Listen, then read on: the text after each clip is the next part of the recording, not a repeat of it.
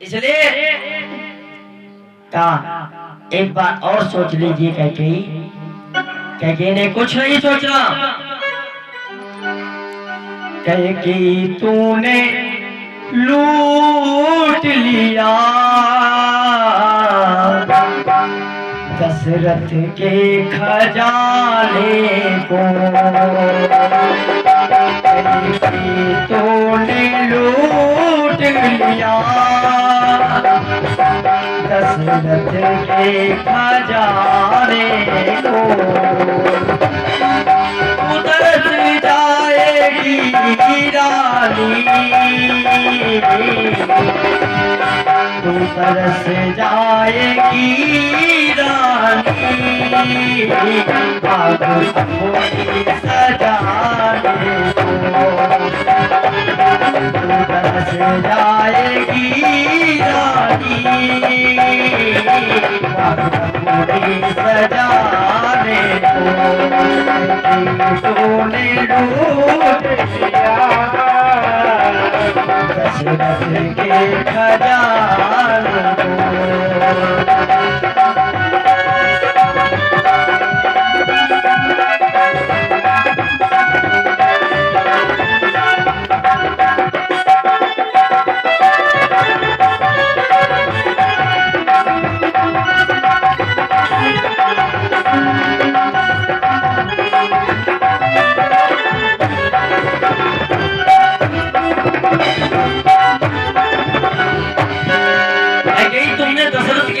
को लूट लिया है। लेकिन एक बात याद रखना, तुम तरस जाओगे अपनी मांग को सजाने के लिए। ये सिंदूर तुम्हारा है ना, ये आज के बाद तुम्हारी मांग खाली पड़ी रहेगी, भर नहीं पाओगे। और हाथ तरसेंगे कंगन को ढाल तरसेगा विदिया को। हाथ तरसेंगे कंगन को ढाल तरसेगा विदिया को। और तू तरस जाएगी रानी तरस जाएगी रानी भाग मोरी सजाने को। तरस जाएगी रानी भाग मोरी सजाने को।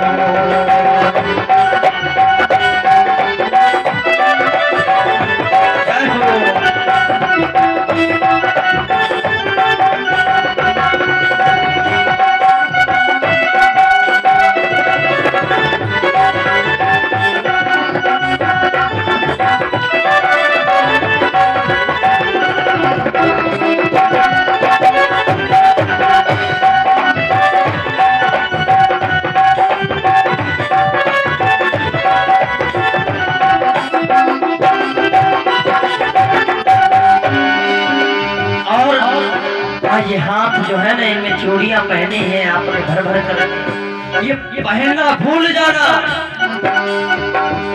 ये बिंदी जो लगाई है ना, इसको उतार कर फेंक दो अभी से, क्योंकि फिर कभी इस माथे पर बिंदी नहीं सजा पाओगी। और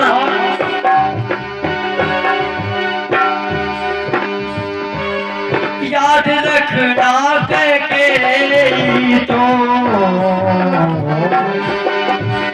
याद रखना कैकेयी तो,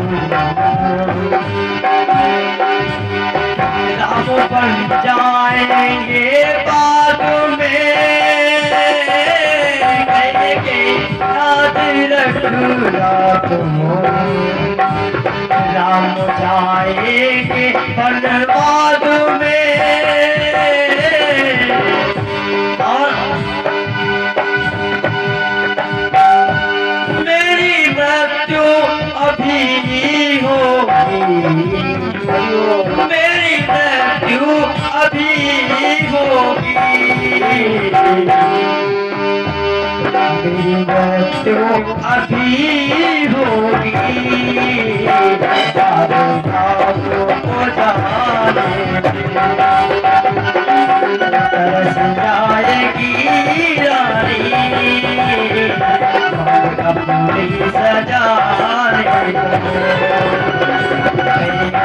तूने रूठ लिया,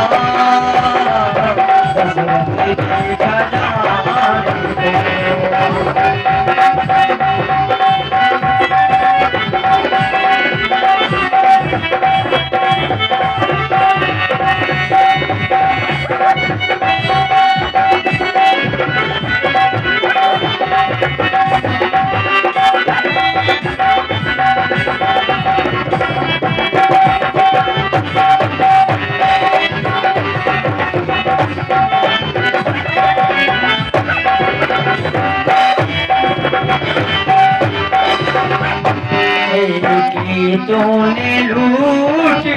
लिया, दशरथ के खजाने को,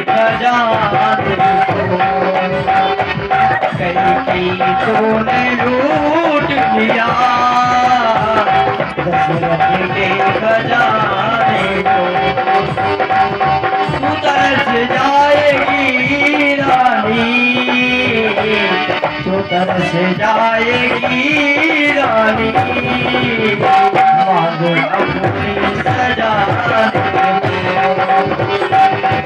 तरस जाएगी रानी, मांगो अपनी सजाने को, तूने लूट लिया, दशरथ के खजाने को, दशरथ के खजाने को, कैकेयी तुमने हमारे खजाने को लूट लिया, तू तरस जाएगी रानी, तरस जाओगी अपने इस माथे पर जो बिंदी लगी है ना, इसको सजाने के लिए। राजा दशरथ बेहोश हो गए, उनको लाया गया राजमहल में, कैकेयी तैयार हो गई, श्रृंगार कर लिया उसने। पूरे अयोध्या के लोग कहने लगे, आज तक जिसने कहा था राम के लिए अपने प्राण निछावर कर दूंगी, आज वो राम के लिए वनवास मांग लिया। अरे धिक्कार है उस मां को। लोग कैकेयी को गालियां देने लगे।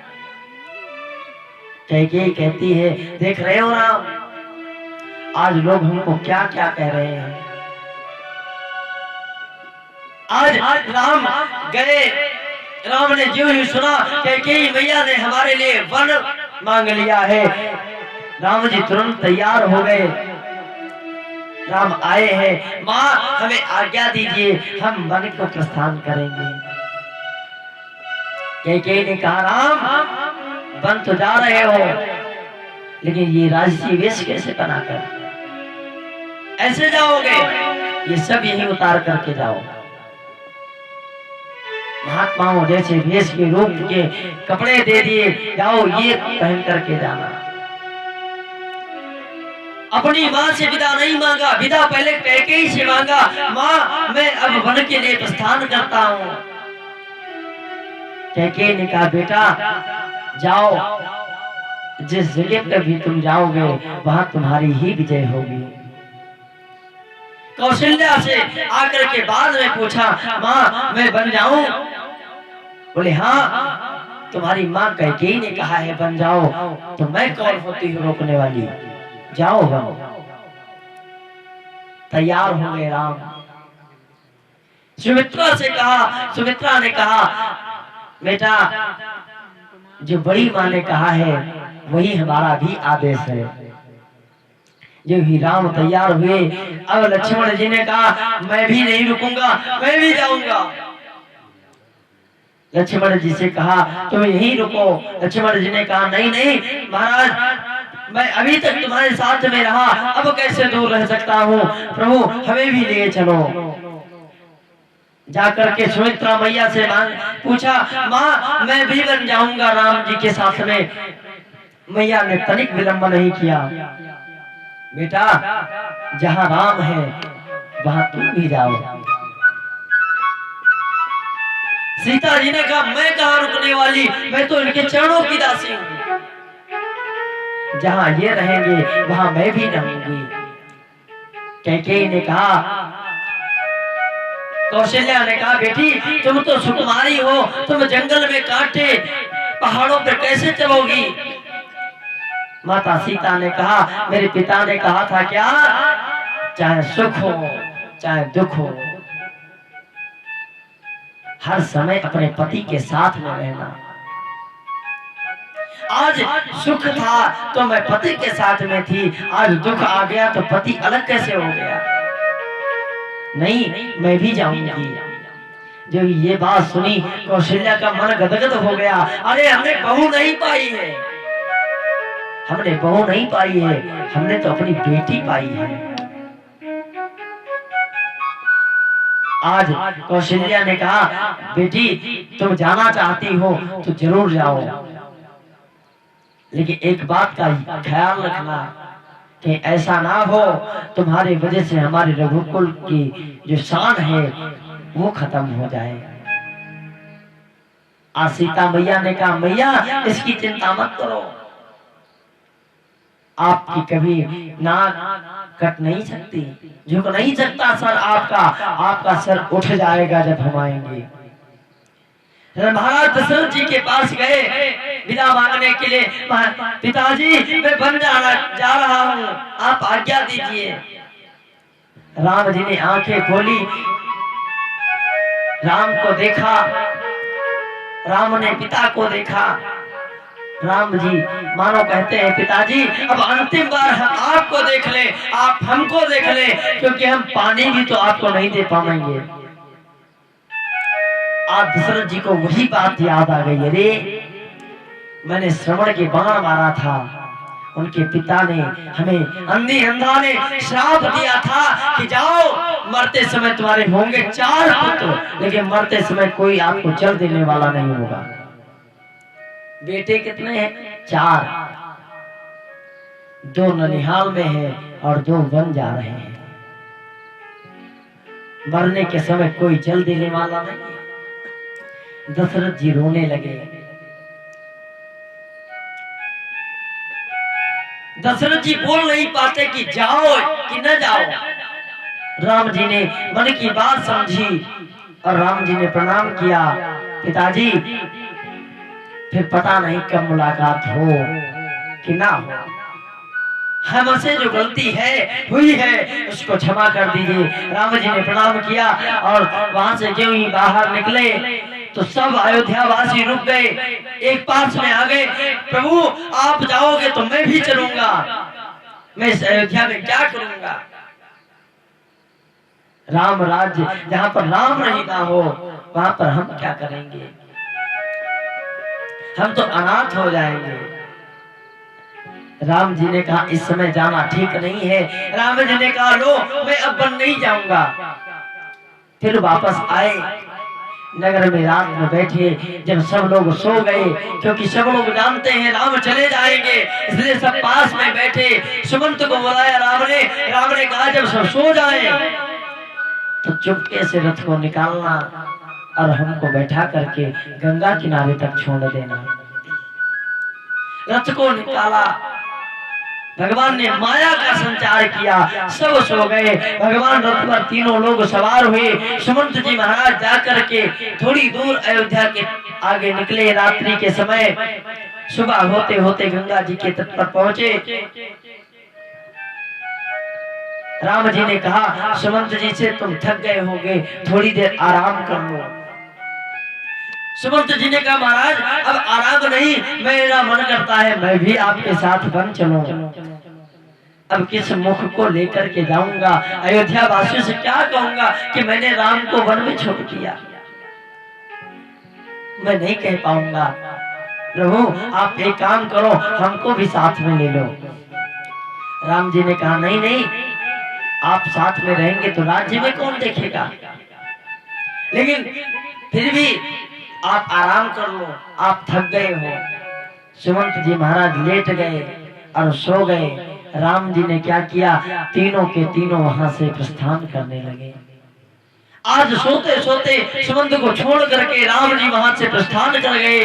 जब सुबह हुई सुमंत जी जागे तो देखा वहां पर राम नहीं। वहां पर लौटने लगे, मेरे राम कहाँ चले गए। एक बार बता देते हम आपको नहीं ले जाएंगे तो हम जिद नहीं करते, लेकिन प्रभु आपका दर्शन तो हो जाता जाते जाते। आज राम जी आगे बढ़े हैं, गंगा जी के तट पर आए हैं। इधर सुमंत जी महाराज पुनः वापस आए अयोध्या। अयोध्या में समझाया सबको, और दशरथ जी महाराज का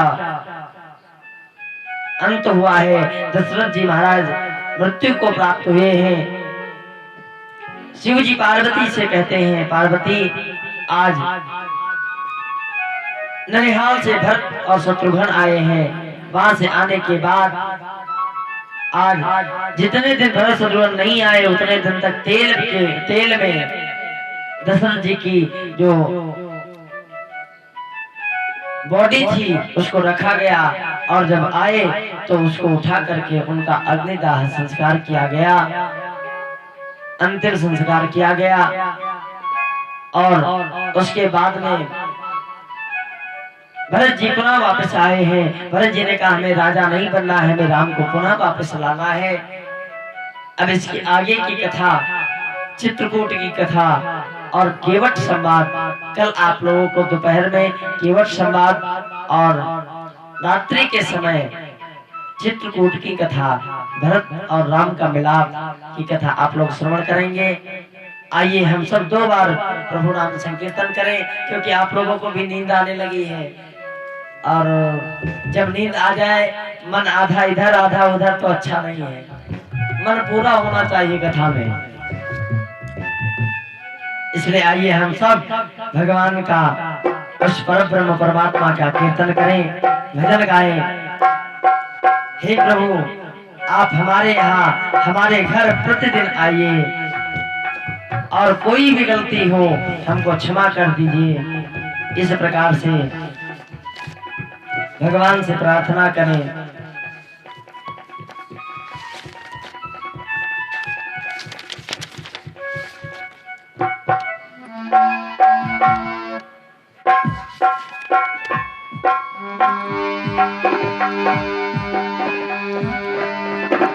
श्याम का ब्रज से जाना कि जी ना लगे। आज राम जब बन गए तो सब अयोध्या के वासी बैठे रो रहे हैं।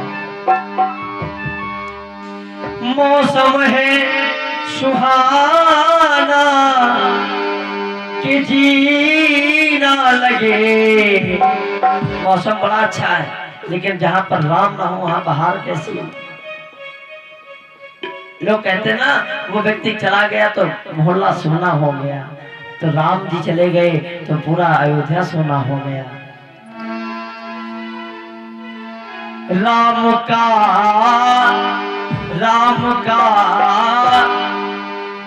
बिरज से जाना के जीना लगे। राम का बिरज से जाना के जीना लगे।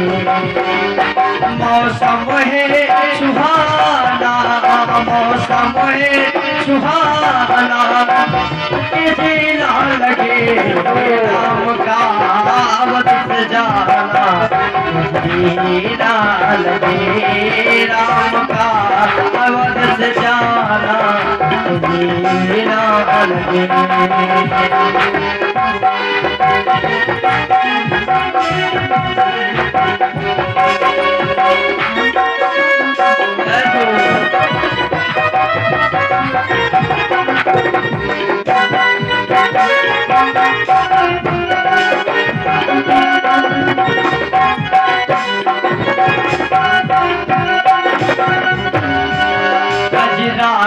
तेरे नैना लट लटकाए कारी।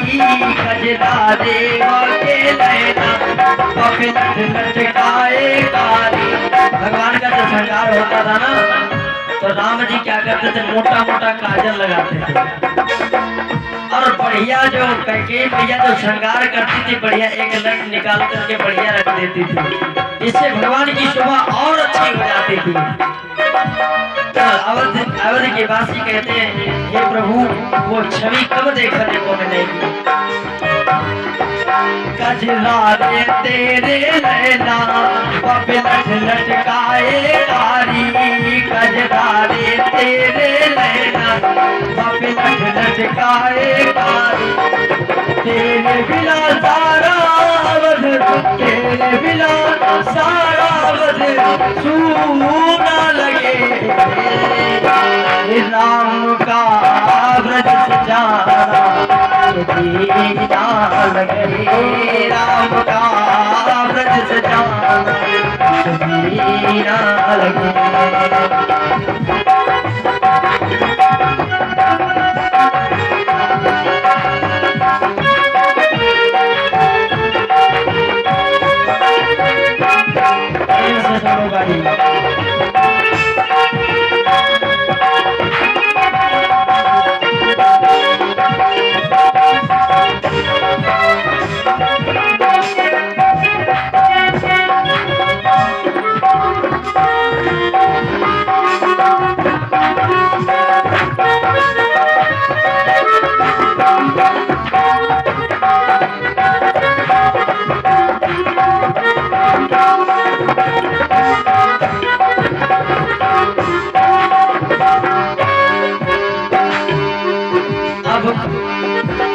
कब आओगे राम, तेरे बिन लागे ना कैया।